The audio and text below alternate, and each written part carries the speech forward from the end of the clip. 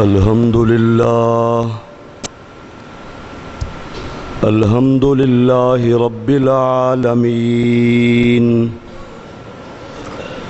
والصلاة والسلام علی سید الانبیاء وخاتم النبیین الذی کان نبیا وآدم بین الماء والتین وعلى آلہ الطیبین واصحابہ الراشدین اما بعد فاعوذ باللہ من الشیطان الرجیم بسم اللہ الرحمن الرحیم ظہر الفساد فی البر والبحر بما کسبت ایدی الناس لیذیقہم بعد الذی بما عملوا لعلہم یرجعون رب اشرح لی صدری ویسر لی امری واحلل عقدۃ من لسانی یفقہوا قولی قال اللہ تبارک وتعالی فی شان حبیبہ مخبرا وآمرا ان اللہ وملائکتہ یصلون علی النبی یا ایہا الذین آمنوا صلوا علیہ وسلموا تسلیما اللہم صل علی سیدنا ومولانا محمد وعلی آل سیدنا واصحاب سیدنا ومولانا محمد وبارک وسلم وصلوا علیہ صلاۃ وسلاما علیک یا سیدی یا رسول اللہ وعلی آلک واصحابک یا سیدی یا حبیب اللہ۔ اللہ رب العزت کی حمد و ثنا حضور نبی کریم رؤوف الرحیم علیہ الصلاۃ والسلام کی ذات گرامی پر درود و سلام عرض کرنے کے بعد دعا ہے اللہ رب العزت مجھے کلمات حق کا قرآن و سنت کی روشنی میں بیان کرنے کی توفیق عطا فرمائے۔ اللہ آپ سب کو سننے کی، سمجھنے کی اور ہم سب کو اس پر عمل کرنے کی توفیق عطا فرمائے۔ ادھر کافی تیز بارش ہوئی ہے جس کی وجہ سے میں رکشے پر آیا، کچھ لیٹ بھی ہو گیا، کافی تیز بارش ہوئی ہے ہمارے ہاں۔ میرے عزیزان گرامی، یہ جو سارے موسم ہیں، کہیں بارشیں ہیں، کہیں طوفان ہیں، کہیں سیلاب ہیں، کہیں لوٹ مار ہے، کہیں قتل و غارت ہے، کہیں ملک کے اندر معاملات ہیں اور کہیں سرحدوں کے معاملات ایسے بنے ہوئے ہیں، یہ آخر معاملات کیوں ہیں؟ یہ سارا کچھ نظام جو درہم برہم ہے، آخر اس کی وجہ کیا ہے؟ اور یہ سارے نظام کا اصل خالق مالک کون ہے؟ اللہ ہے، اور سب کچھ اس کے دست قدرت میں ہے۔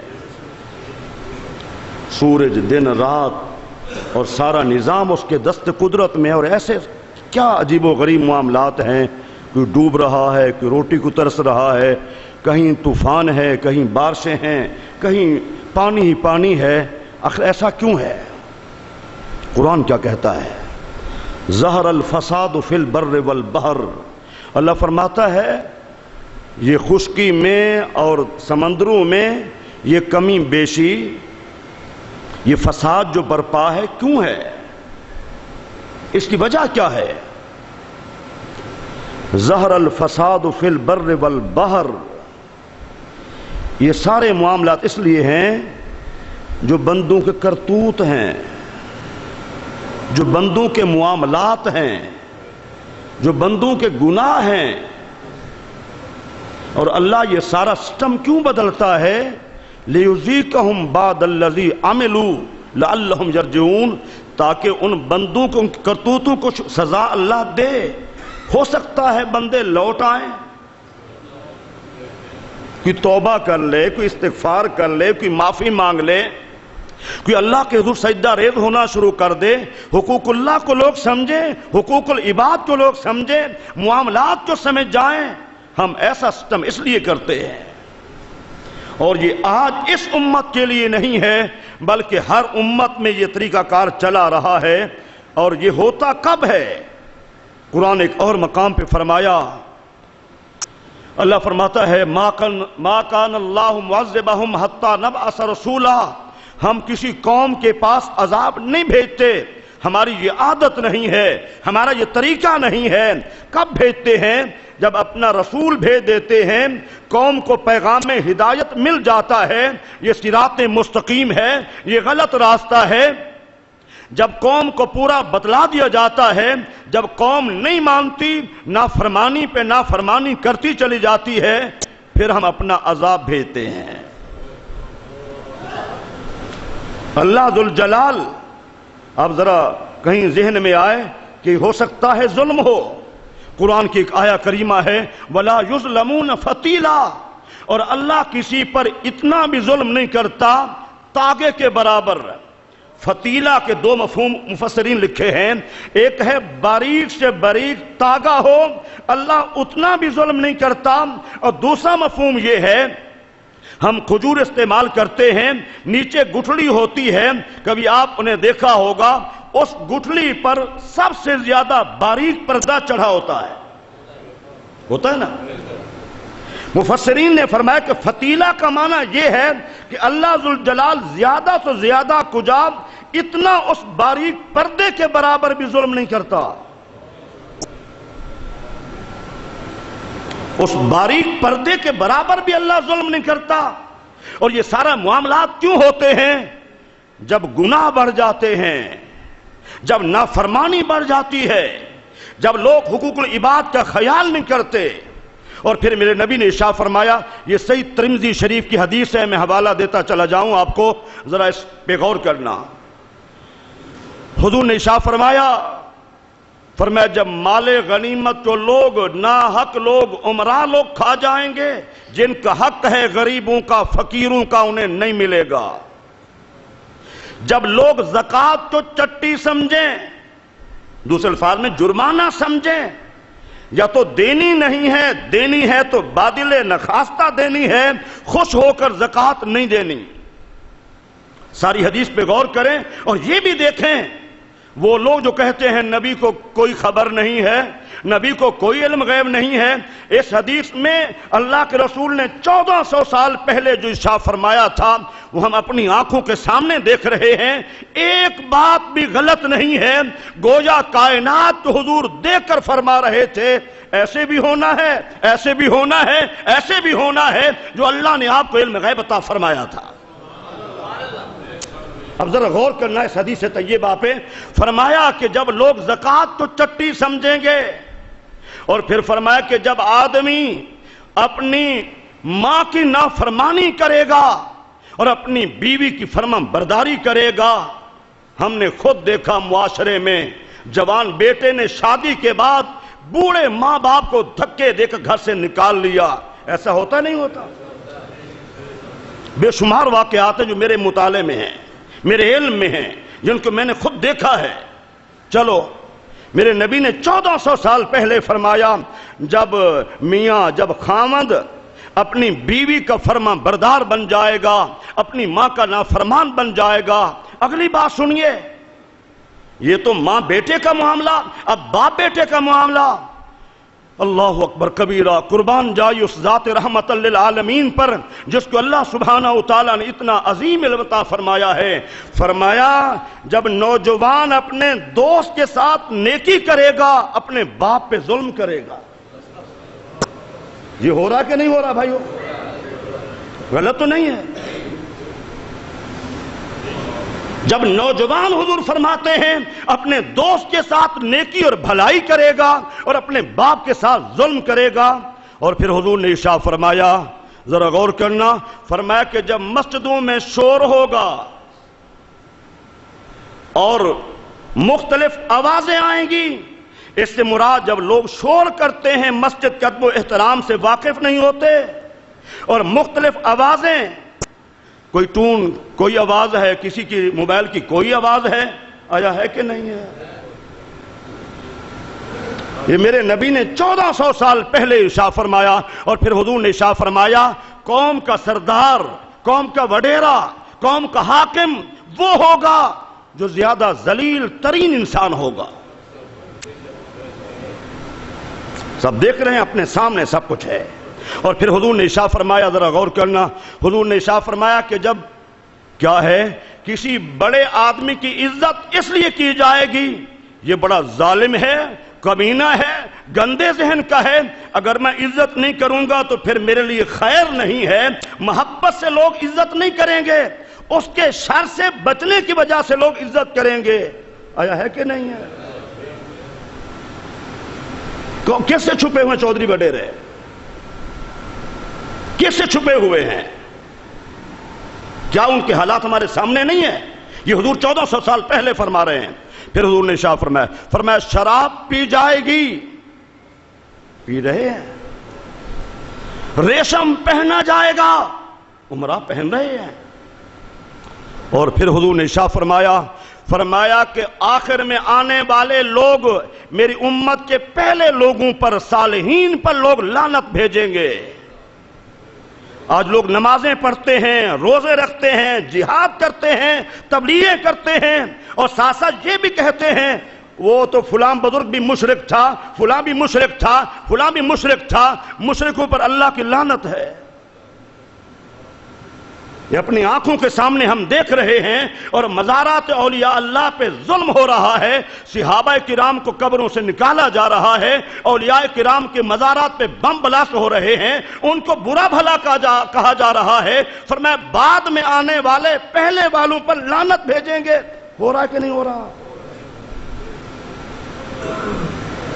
یہ حضور نے 1400 سال پہلے فرمایا، ہم اپنی آنکھوں کے سامنے دیکھ رہے ہیں۔ پھر حضور نے فرمایا جب یہ سارے معاملات ہو جائیں پھر انتظار کرو سرخ ہوا کا، وہ اللہ کا عذاب۔ پھر انتظار کو زمین میں دھنس جانے کا، پھر انتظار کرو شکلوں کے بدل جانے کا، اللہ معاف فرمائے۔ یہ ساری چیزیں ہم دیکھ رہے ہیں۔ جو کچھ میں نے حدیث ترمذی شریف کے حوالے سے، صحیح حدیث جو میں نے بیان کی ہے ترمذی شریف کے حوالے سے، سب کچھ کیا ہے ہمارے سامنے ہے، اور میرے نبی صلی اللہ علیہ وسلم نے 1400 سال پہلے فرمایا ہے، ہم سب دیکھ رہے ہیں۔ حضرت موسیٰ علیہ السلام اللہ کے حضور عرض کرتے ہیں، بڑا خوبصورت سوال، خوبصورت جواب، یا اللہ ہمیں کیسے معلوم ہو کہ تو اپنے بندوں پہ راضی ہے یا ناراض ہے؟ فرمایا کلیم جب ہم بارش کو وقت کر بھیجیں، ہمارے لوگوں کو ضرورت ہو، بندوں کو ضرورت ہو، کھیتوں کے لیے ضرورت ہو، جانوروں کے لیے ضرورت ہو، جب وقت پر بارش آ جائے سمجھ لینا اللہ مہربان ہے، اللہ راضی ہے۔ اور جب ضرورت ہی نہ ہو پھر ہم بارش بھیجیں سمجھ لینا کہ اللہ تعالیٰ ناراض ہے۔ ایسے علاقے ہیں نیچے سیلاب ہے، اوپر بارش ہے۔ ہم یہاں صرف بارش کی وجہ سے پریشان ہیں، بہت سارے علاقے سیلاب زدہ ہیں، اوپر سے بارش ہے۔ کیوں ہے؟ عشر ہم نہیں دیتے۔ جن علاقوں میں زیادہ سیلاب آتا ہے، آپ مشاہدہ کر لیں میری اس بات پہ، کثرت کے ساتھ لوگ عشر نہیں دیتے۔ زمینوں پہ لوگ قبضے کر لیتے ہیں، اور پھر امیدیں وابستہ ہوتی ہیں کہ پاس خوب ہوگی۔ میں جلال پور پیر والا میں تھا، مجھے ایک دوست نے واقعہ سنایا کہ ایک صاحب کے پاس بڑی اچھی خاصی تھی، وہ کلہاڑی لے کے پھرتا اس کے ارد گرد، اگر میں قتل کر لوں تو تو مجھے چھڑا لے گی، اتنا تیری کمائی ہونی ہے، اتنا تیری آمدنی ہونی ہے، تو نے مجھے چھڑا لینا ہے۔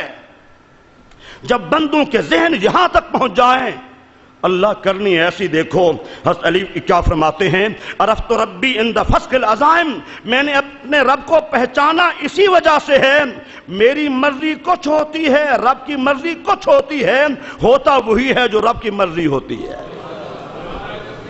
اللہ اکبر۔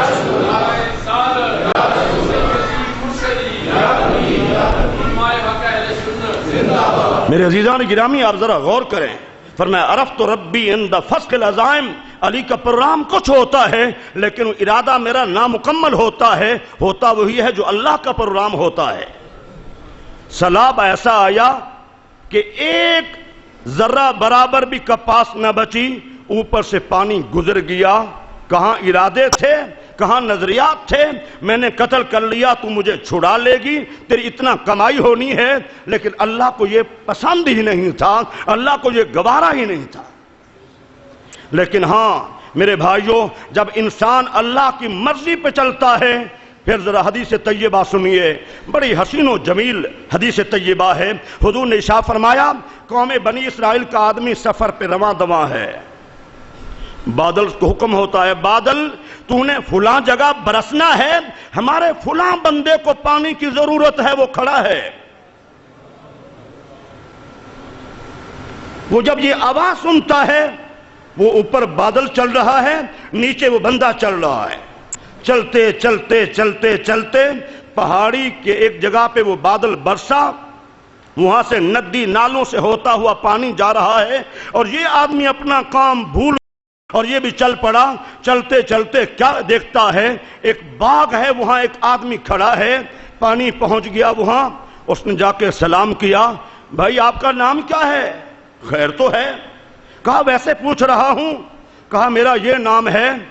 کہا تم کرتے کیا ہو؟ کہا اور کوئی کام نہیں کرتا، بس ایک باغ ہے، اسی کی دیکھ بھال ہے۔ کہا کیا کرتے ہو؟ کہا باغ کی کمائی کے 3 حصے کرتا ہوں، ایک بیوی بچوں پہ خرچ کرتا ہوں، ایک اللہ کے راستے پہ خرچ کرتا ہوں، ایک اللہ کے راستے پہ خرچ کرتا ہوں، اور ایک حصہ پھر اس باغ کی کمائی پہ، باغ کی دیکھ بھال پہ لگا دیتا ہوں، اور جب پانی کی ضرورت ہوتی ہے اللہ بھیج دیتا ہے۔ اللہ کیسی، ذرا غور کریں۔ وہ کہہ رہا ہے باغ میں کھڑا ہوا آدمی، کہا جب پانی کی ضرورت ہوتی ہے، جب میں اپنے باغ کی کمائی کے 3 حصے اس طرح کرتا ہوں، جب مجھے پانی کی ضرورت ہوتی ہے اللہ بھیج دیتا ہے۔ ٹھیک ہے نا میرے بھائیوں، یہ ایسا معاملہ کیوں ہے؟ قرآن نے دوسرا کیا بیان کیا، وَمَا أَصَابَكُم مِّن مُّصِيبَةٍ فَبِمَا كَسَبَتْ أَيْدِي النَّاسِ وَيَعْفُو عَن كَثِيرٍ۔ 21ویں پارے کی آیہ مبارکہ ہے، اللہ فرماتا ہے ہم کسی کو تکلیف نہیں دیتے، کسی پہ مصیبت نہیں بھیجتے، بھیجتے کب ہیں؟ ان کے ہاتھوں کی وجہ سے، اس کے گناہوں کی وجہ سے، لیکن پھر بھی سن لو وَيَعْفُو عَن كَثِيرٍ، بہت سارے گناہوں سے پھر بھی ہم درگزر کر جاتے ہیں۔ اگر ہم اپنی نافرمانی کرتے ہوئے پہلی دفعہ پکڑ لیں، ہم سے کون پوچھنے والا ہے، لیکن ہم پھر بھی کیا ہے، کرم فرماتے ہوئے ہم بندے کو مہلت دیتے ہیں۔ کوئی چور چوری کرتا ہوا پکڑا جائے، میں تو پہلی مرتبہ پکڑا گیا، ایسا ہو سکتا ہی نہیں ہے۔ کوئی برائی کرنے والا پکڑا جائے، میں تو بھی پہلی مرتبہ۔ کوئی رشوت لیتے ہوئے پہلی دفعہ پکڑا جائے، کوئی سود کھاتے ہوئے، ایسا نہیں ہو سکتا، کیوں قرآن کہہ رہا ہے ہم تو بہت ساری باتوں سے درگزر کر جاتے ہیں اور اپنے بندے کو بار بار مہلت دیتے ہیں، ڈھیل دیتے ہیں۔ ہو سکتا ہے یہ واپس آ جائے، یہ واپس آ جائے، یہ لوٹ آئے۔ میرے بھائیوں، یہ جو سارے موسم ہیں، سارے معاملات ہیں، سارے جو حالات ہیں، اس کے اصل قصوروار ہم ہیں۔ اللہ اپنے بندوں کو متوجہ کرا رہا ہے، متوجہ کرا رہا ہے، لوگوں میری جانب آ جاؤ، معافی مانگ لو، معافی مانگ لو، معافی مانگ لو۔ حضور شاہ فرماتے ہیں شب معراج کی رات میں جب معراج چڑھنے کے لیے گیا، میں نے جنت کے انعامات کو دیکھا، میں نے جہنم کے مناظر کو دیکھا، تو میں نے ایک منظر یہ بھی دیکھا، کچھ چیزیں نیچے سے اوپر جا رہی ہیں اور کچھ چیزیں اوپر سے نیچے آ رہی ہیں۔ جب میں ان کو بار بار میں نے دیکھا، میں نے جبریل سے کہا جبریل یہ ماجرا کیا ہے، یہ معاملہ کیا ہے؟ کچھ چیزیں نیچے سے اوپر جا رہی ہیں، کچھ اوپر سے نیچے آ رہی ہیں، ماجرا کیا ہے؟ عرض کی حضور جیسے بندوں کے نیچے سے معاملات اوپر جا رہے ہیں، ویسے اللہ کے فیصلے نیچے آ رہے ہیں۔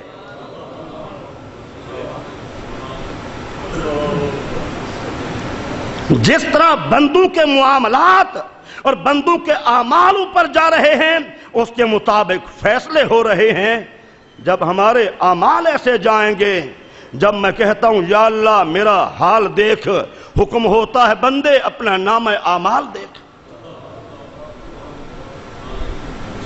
ہم تو ذرا غور کریں نا، ہم تو ذرا سوچیں نا، ہم کیا کر رہے ہیں؟ تاجر امانت و دیانت سے کام کر رہا ہے بازار میں، جس کو میرے نبی نے اتنا بڑی بشارت دی، التاجر الصدوق مع النبیین والشہداء والصدیقین. قیامت والے دن امانت دار تاجر انبیاء، شہداء، صدیقین کے سب میں کھڑا ہوگا. کیا وہ امانت دیانت کر رہا ہے؟ کیا حاکم وقت اپنے منصب پہ قائم رہتے ہوئے اسے اپنی رعایا کا خیال ہے؟ جو ایک مربع کے ایریے میں اس کا محل ہے، صدر ہاؤس ہے، اور جس پہ کئی لاکھ ملین ڈالر ایک سال کا بجٹ ہے، خرچہ ہے.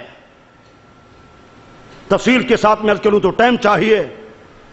اسی سے 1 لاکھ سے 1.5 لاکھ وہ لڑکے پڑھ سکتے ہیں جو بالکل غریب ترین ہوں.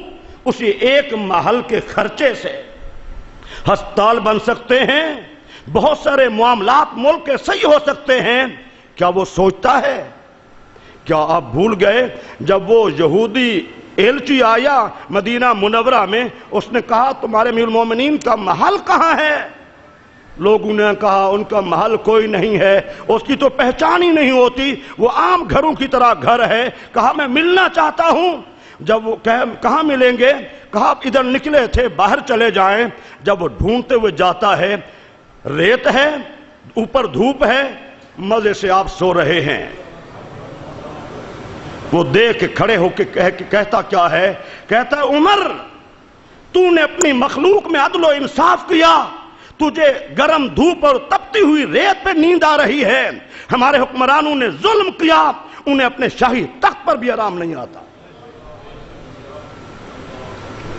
جب ہمارے حالات ہی ایسے ہوں، اللہ کہیں کہ اللہ بڑا کرم فرمائے، اس میں کوئی شک نہیں ہے. میں اپنا نام اعمال تو دیکھوں، میرا نام اعمال سیاہ تو نہیں ہے، میرا نام اعمال کیسا ہے؟ ہم اپنی جانب اگر دیکھیں، ذرا غور کریں. ہر آدمی کہے دوسرے کو چھوڑو، اس میں جو برائیاں ہیں، میں اپنی جانب دیکھوں. حالات ٹھیک ہو سکتے ہیں. اللہ میرا آپ کا حامی ناصر ہو. اللہ مجھے اپنے بارے بھی سوچنے کی توفیق عطا فرمائے. ہم سب کو اپنے گناہوں پہ دیکھنے کی اللہ توفیق عطا فرمائے. آمین.